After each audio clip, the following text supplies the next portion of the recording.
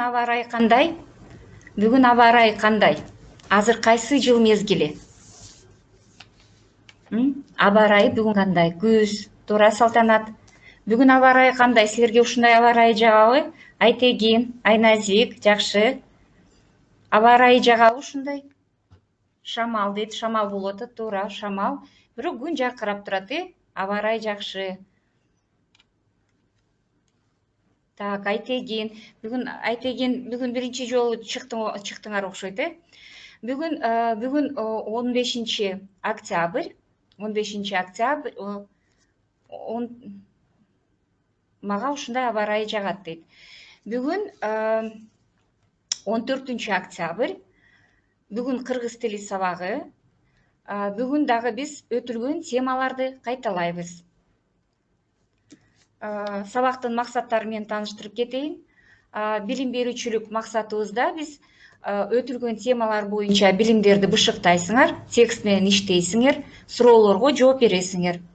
Өнүктүрүүчүлүк максатыбыз тема аркылуу кыялдануубуз, элестетүүбүз, эске сактообуз, сөз байлыгыбыз, кеп маданияттуулугубуз, чыгармачыл ой жүгүртүүбүз, кыргыз тилине болгон сүйүүбүз калыптанат. Тарбия берүүчүлүк максат кыргыз тилин сыйлоого жана нукура кыргызча сүйлөөгө, патриоттуулукка тарбияланасыңар. Окуучулар бири-биринин маанайын көтөрүүчү сөздөрдү айта алышат. Күз мезгили, алтын күз, баардыгыбыз ушундай аба ырайын жактырабыз. Же ысык эмес, суук эмес, Сейил бактарга чыгып атасыңарбы?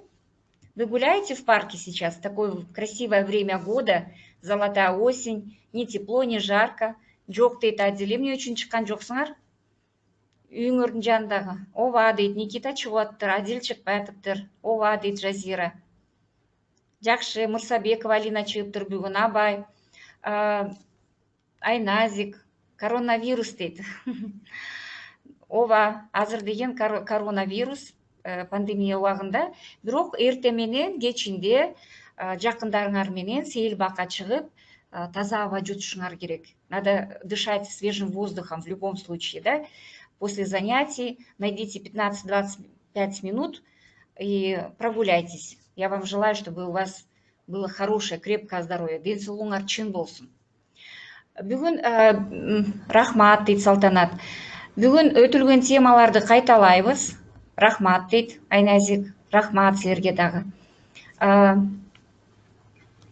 Жакшы, Жазира. Жакшы, Никита. Бүгүн күн сайын биз фонетикалык көнүгүү жасайбыз. Ырды жаттап калдыңар болушуңар керек. Вы уже, наверное, выучили это стихотворение, но это фонетическая разминка. Артыман бир сыра кайталайлы. Бирге жүрөм, кыргыз тилин кадырлайм. Бул тил менен иштейм, сүйлөйм, ыр-ырдайм. Башка тилди кандай жакшы көрсөм да, өз тилимди сүйгөнүмдөн жаңылбайм. На прошлом занятии мы с вами говорили о национальной игре Оодарыш ойыну. Оодарыш ойыну мы перевели как единоборство верхом на коне, когда всадники пытаются сдвинуть с седла соперника. В народе также называют эту игру эр-жеңел. Азыр китептериңерди ачкыла 95-ші көнүгүү 68-ші бетте. Ушул Оодарыш оюнуна тиешелүү ат жабдыктары менен жана ат жабдыктары менен таанышабыз. Бул жерде биз жылкыны көрүп атабыз, жылкы же болбосо ат дейбиз.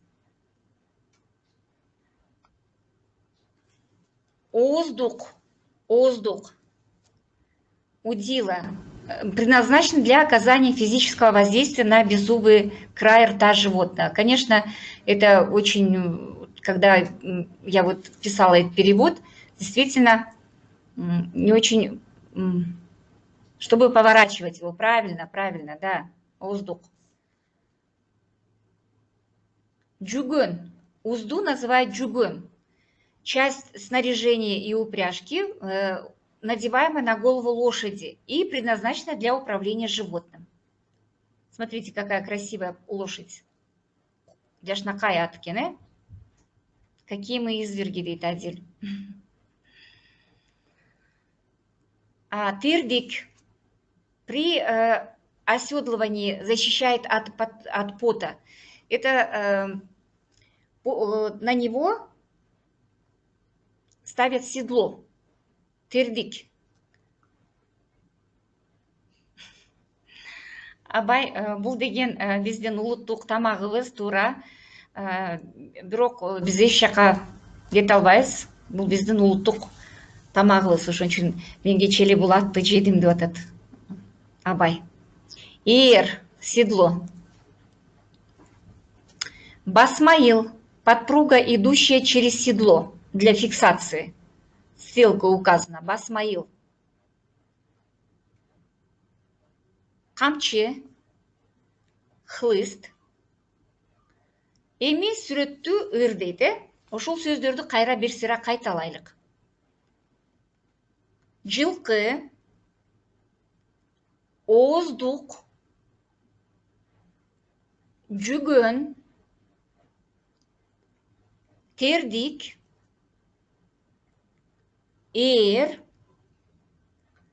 басмайыл, камчы.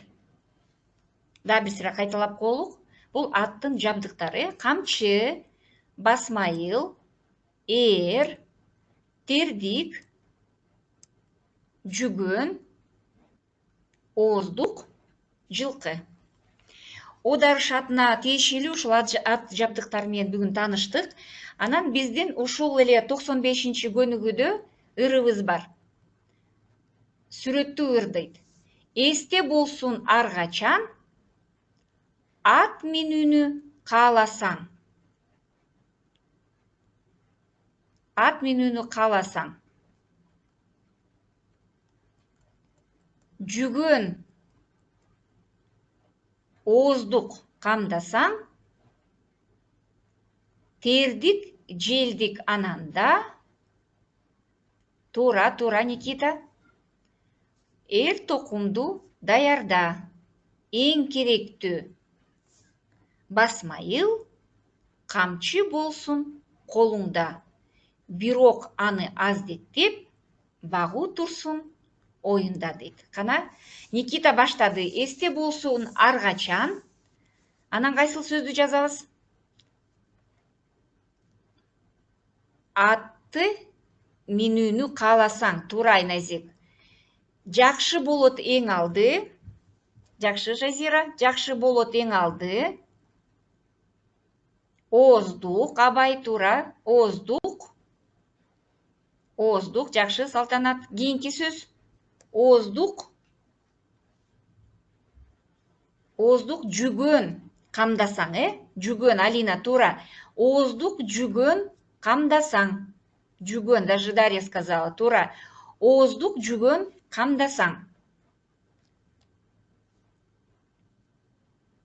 Төртүнчүсү, тердик, туура. Тердик, желдик ананда. Тердик, желдик, туура, Никита, туура. Айназик, туура. Тердик, желдик ананда. Туура. Туура, Айназик, туура. Баарыңар туура айтып атасыңар. Токумду даярда. Айназик, туура. Владимир, туура.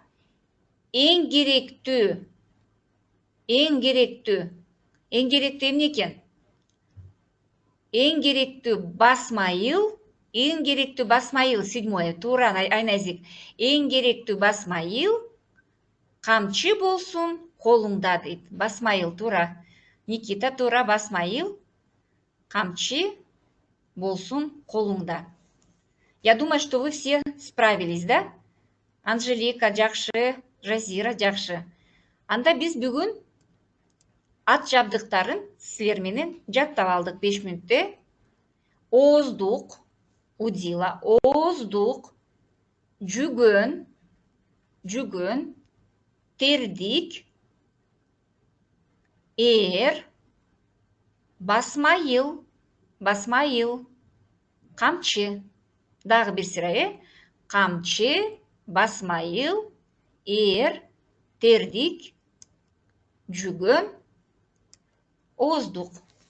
Жакшы. Ушул сөздөрдү жаттагыла. Бул аттын жабдыктары. Эми кийинки тапшырмабызга киришелик. Биз силер менен мурунку сабакта оодарыш оюн жөнүндө сөз кылганбыз. Тапшырма көп чекиттин ордуна кашанын ичиндеги сөздөрдү койгула. Я вас попрошу поставить, я вот сюда поставлю,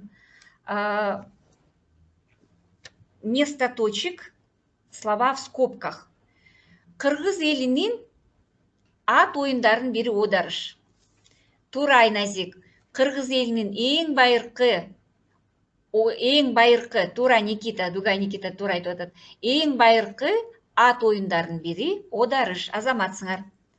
Атты гана пайдаланбастан, Айназик туура. Айназик азыр баардыгын биринчи айтып коет, анан кийин уна катары Жазира туура. Атты уна катары гана пайдаланбастан, адил, жакшы, оюнзок, көңүл ачуу, күч сынашууда да минип пайдаланышкан. То есть лошадь использовали не только как транспорт, но и для увеселительных мероприятий и так далее, да? Үчүнчүсү, оодарышка уландар, кыздар эли көнүгүшөт. Оодарышка уландар, кыздар туура, Адил, кичине кездеринен эле көнүгүшөт дейт. Оодарышка уландар, кыздар кичине кездеринен эле көнүгүшөт. Туура, Дарья, туура, жакшы. Оодарыш оюну, туура, Никита. Оодарыш оюну кыргыз элинин, Айназик туура, Абай туура айтып атасыңар. Оодарыш оюну кыргыз элинин салты боюнча тойдо ойнолгон. Азаматсыңар. Салты боюнча, Никита туура. Оодарыш оюну кыргыз элинин салты боюнча тойдо ойнолгон. Жакшы. Оодарышка чыккандардын күчү барабар болуш керек. Оюнду уюштуруучу калыс болот. Оодарышка чыккандардын күчү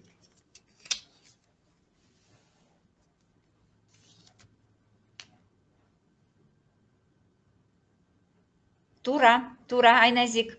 Оодарышка чыккандардын күчү аттарынын туура күчү барабар болуш керек. То есть сила должна быть равной, да? И у лошадей, и у всадников. Туура, азаматсыңар. Оодарышка катышкандар бирин бири ат үстүнөн оодарып жеңишке болот. Условия. Оодарышка катышкандар бирин бири ат үстүнөн оодарып байгеде, жок семеде ойлонуп көргүлө. Жерге түшүрсө, туура, жерге түшүрсө.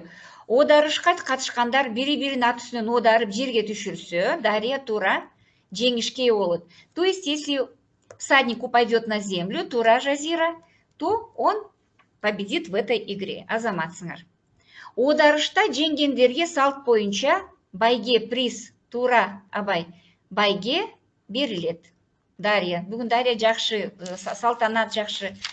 Байге, туура, байге берилет. То есть, их награждает подарками, призами и так далее, да? Азаматсыңар. Жакшы.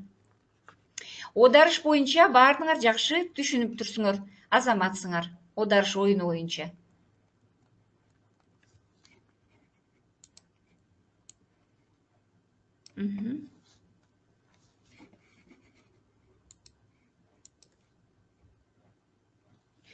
Эми мен силерге үйгө тапшырма 101-чи көнүгүүнү бергем.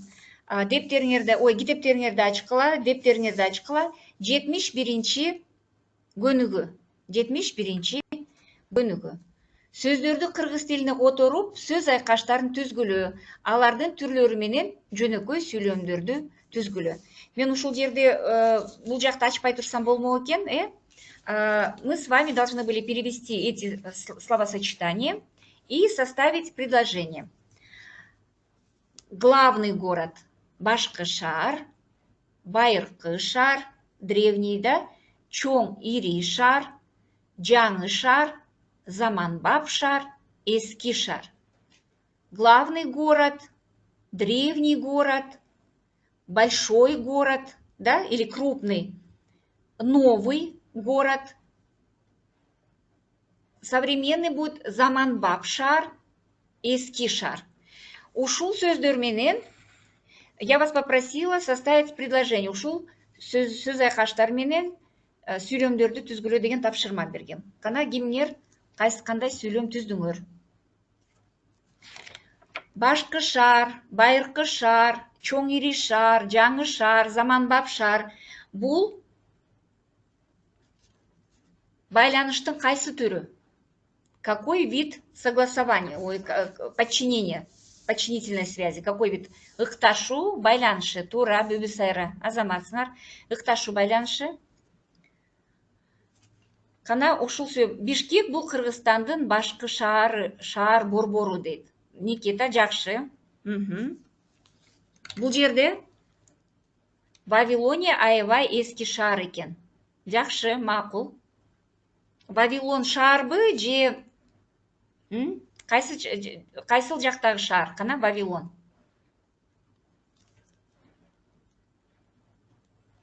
Дагы биздин башкы шаар Бишкек дейт Бүбүсайран. Жакшы. Дагы сүйлөмдөрдү күтөм.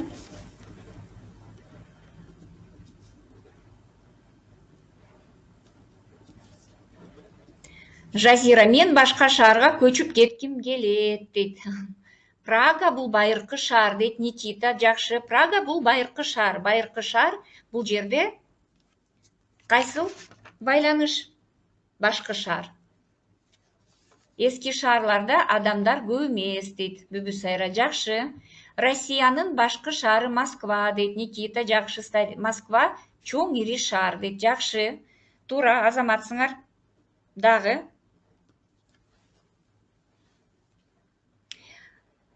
Астана жаңы шаар дейт Айназик. Азаматсыңар. Айназик, туура. Дагы. Кандай сүйлөмдөрдү түздүңөр? Мен эртең эски шаарга барам дейт Абай. Жакшы. Эми кийинки Б тамгасын өтөлүк. У нас здесь есть слова, я пока перевод не буду вам показывать, чтобы вы уже сами перевели. Да, как вы перевели?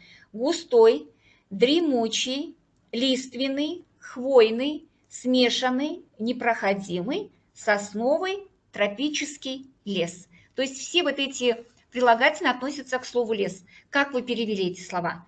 Густой, дремучий, лиственный, хвойный, смешанный, непроходимый, а сосновый, тропический.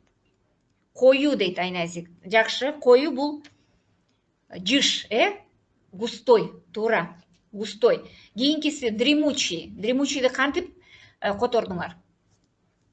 Тыгыз дейт. Макул. Дагы башка синонимин да эметсек болот кана? Тыгыз дейт. Лиственный, хвойный, смешанный, непроходимый, сосновый, тропический. Жалбырактуу дейт Айназик. Дагы кантип которобуз? Дагы кайсыл сөздөрдү котордуңар?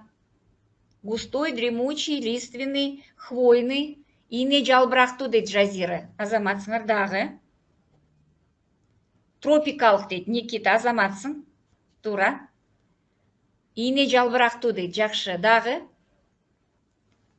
Анда силерге жаңы сөздөр, Жыш, токой аралаштырылган дейт Айназик. Жакшы. Жыш, токой это густой. Чытырман токой, дремучий. Запишите себе. Чытырман токой, жалбырактуу токой, ийне жалбырактуу, лиственный жалбырактуу, хвойный ийне жалбырактуу. Өтө алгыс, өткүс, непроходимый. Кызыл карагай токою, сосновый. Тропикалык, Никита туура айтты.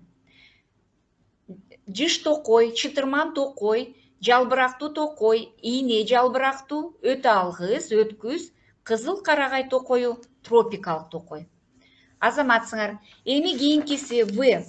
Пресная вода, кипяченая вода, минеральная вода, мутная, холодная, прозрачная, мыльная, дождевая, стоячая, речная. Қана? Қантып котордыңар? Пресная. Как будет пресная? Я вам подскажу. Пресная в кыргызском языке переводится как бессолевая вода, без соли. Как будет? Пресная, кипяченая, минеральная, мутная,